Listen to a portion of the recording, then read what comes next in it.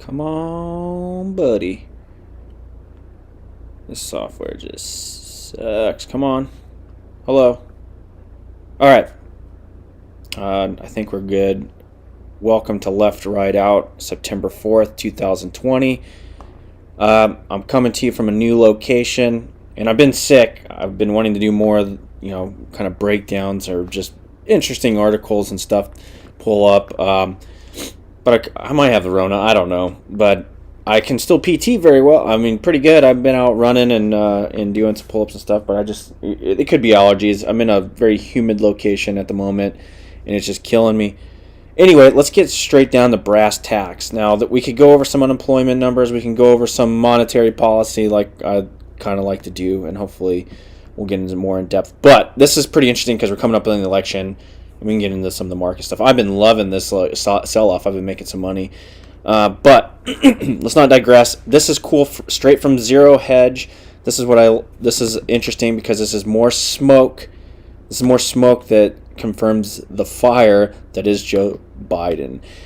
Secret Service admits to destroying records alleged Biden breast grabbing incident. Now, the original article, I guess, was back in the day. This is in 2017, back in the 3 years ago, but it was from back in the day. They think the incident happened in 2009. But this is also interesting because the Gateway Pundit, Cassandra Fairbanks, published a claim. This is 2017 when she got a hold of this, but it happened from 2009 into I guess some other years. But this is pretty interesting because it says here that she had an anonymous source. Her former Secret Service agent who said that they had to protect female agents from Joe Biden due to Weinstein-level stuff, referring to the notable rapist and Democrat Harvey Weinstein. That's pretty interesting, right? Well, here we go. Here's the quote from this anonymous source. Granted, I know it's an anonymous source, but, like I said, where there's smoke, there's fire. This is in the first claim, and it tends to jive with what everybody can see through over the years. And, of course, on here they have a picture of just, like, the weirdest groping incidents that Joe Biden has had. The sniffing is creepy. The hand placements on some of these gals, young and old, excuse me, is just it's pretty outstanding that people give this a pass. And I don't care if you like Trump or not. It's just absolutely amazing that you're willing to turn a blind eye on this and vote for this dude. I don't care. Vote for freaking Kermit the Frog. But this is insanity that the Democratic Party, we've gotten to this point. But here's the quote. We had to cancel the VP Christmas get-together at the vice president's house because Biden would grope all of our wives and girlfriends. There's an explicit term, but I don't know. I'll just say it, asses, said the former agent, adding he would mess with every single woman or teen. It was horrible. The agent also claimed that Biden would walk around naked in the VP residence, which, good God almighty, are you serious? Like, this is that guy, I don't know whether to be impressed or not with that kind of confidence, but come on, dude. According to the source, a Secret Service agent once got suspended for a week in 2009 for shoving Biden after he cupped his girlfriend's breast while the couple was taking a photo with him. Now imagine that. You're there with your girl. Like, I've been, Marine Corps balls and all that because I was in the Marine Corps. And you go there and you take your little picture. And then, hey, the CO is over there. Let's go get a photo with him. And then the CO brushes your girlfriend's breast or whatever. I mean, that's the instant that it popped in my head when I heard it. It's like somebody of authority that do that. I mean, that's insanity, dude. I'm flabbergasted. Anyway, okay, the situation got so heated, the source told Cassandra Fairbanks that others had to step in to prevent the agent from hitting the vice president.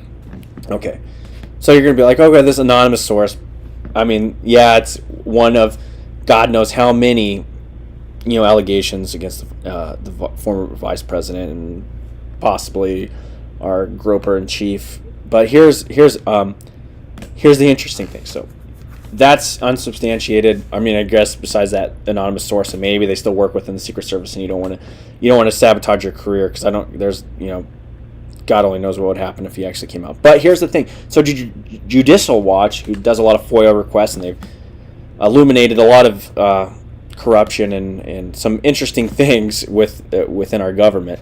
They actually requested. They had a FOIA request for this information on May 12th. And here's what it says: all records related to reported incidents in 2009 in which the U.S. Secret Service agent reportedly was involved in an altercation with or attempted to strike then Vice President Joe Biden during a photo opportunity. The record shall include, but not limited to, witness statements, agent statements, victim statements, alleged perpetrator statements, incident reports, investigative reports, communication on U.S. Secret Service personnel regarding the incident, disciplinary records related to the incident for the agent in question. So they tried to get the records of this, but here's what happened. So in July 13th this year, 2020, the Secret Service appeared to confirm that the file on the alleged incident existed at some point, asserting, and of course their spellings off or whatever on some of the stuff. There are no responsive records or documents pertaining to the requested files. The above-mentioned files had been destroyed due to retention standards. The Secret Service added, no additional information is available. It did not deny the incident had occurred. In its lawsuit, Judicial Watch intends to test the Secret Service assertion that it destroyed all records about the incident. So they, in essence, confirmed the incident, but had destroyed the records. Now you could say there is policies in certain areas. You destroy records, but in this digital age, you think a disciplinary incident, especially involving such the vice president, would be those records would be here somewhere. Anyway, that is just one more smoke signal on this fire that is Joseph Biden. And I don't know how you justify voting for this person. Not that you don't have to be a Trump fan or anything. And if I don't know what Trump has done to even equate to sniffing and groping women and apparently parading around the VP residence naked with female agents and working because there are female agents or agents just in general. I mean, who wants to see that? I mean, Jesus, why don't you have a little bit of decorum and pride holding such an office? Granted, it's your residence, but if you have those type of individuals around you that are there to protect you, I mean, let's show just a little bit of, leadership for, F's sake, man. There's a lot of stuff, but I'll just touch. So I'd like to do something on the unemployment number today, which is, I think they said it dropped 8.4, but we can prove that that's kind of that's a faulty number, if anything. I mean, I think it was almost, to me, it felt like you're shot at the try to stave off the sell off. But anyway, I mean, I like to look at alternative stuff where you can go to like Shadow Stats, which has a couple different metrics there. So if you look at like the official 8.4, if you look at like U6, which is their broadest BLM or BLS stats, then you're looking at more like a 15, 14 something percent, which I don't have the exact number. Then if you look at how they do it, Shadow Stats, which is more of how we used to do it, like I think it was like around Reagan or pre-Reagan. I'd have to look that up. Like, so my brain's not really firing, but we're looking at more like in the 20s. Labor participation isn't quite there. I mean, there's a lot of people and you think about, what do they say, 24 million are still on unemployment. How many people have dropped off those rolls? How many people are counted? I mean, nobody really knows. This is all just a way I looked at it. Is like there's money to be made in the market. However, it's not. Don't mistake putting money in the market for investing. It's more like you're going to Vegas. All right, know your odds. Play certain things that you know. If you want to invest in yourself, invest in productive activities, and that's the only way really to fight the horrid fiscal and especially monetary policies that be able to produce and better yourself. And then God only knows what's going to happen at the election cycle. I have no idea.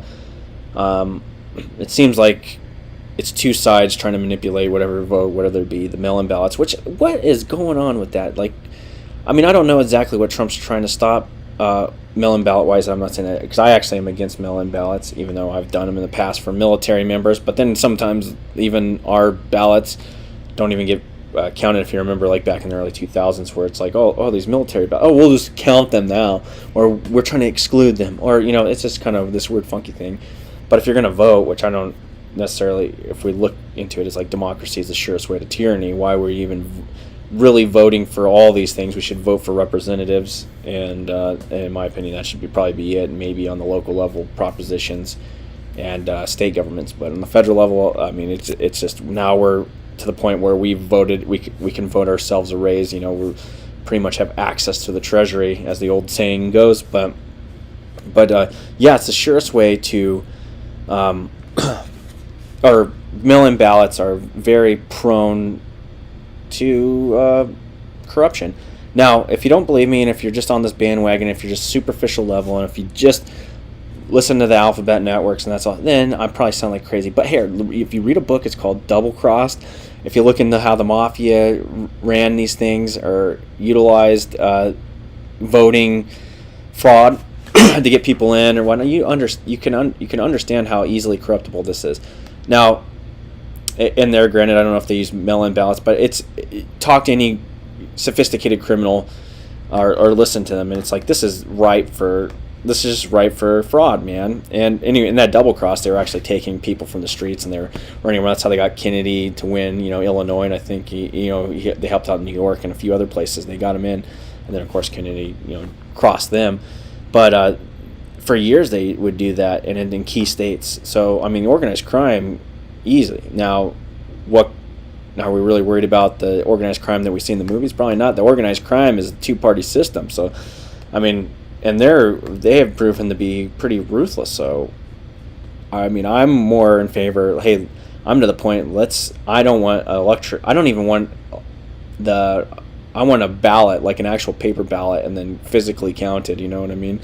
I know it takes a long time, but hey, those electronic computerized systems, they've been proven to be. You can easily go in there, flip switches and we know people are capable of that. It seems like nobody has honor or standards anymore.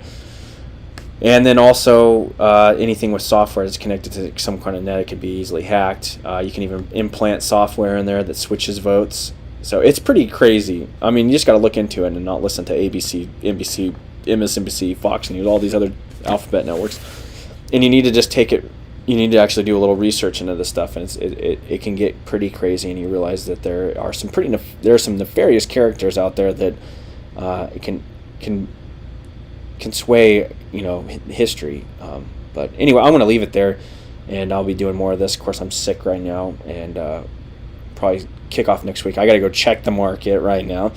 I've been unloading some positions that I had, trading some volatility and whatnot, and doing pretty good. Now I'm trying to build up my so that I can have a sustainable income from that. But we'll see what happens. Of course, I still accumulating gold and silver and then some cash as well. But that's me personally. I can't give any financial advice. But hopefully you figure out, like, the only financial advice I'd get is invest in yourself and do something productive and follow your passions. Anyway, peace out. Later.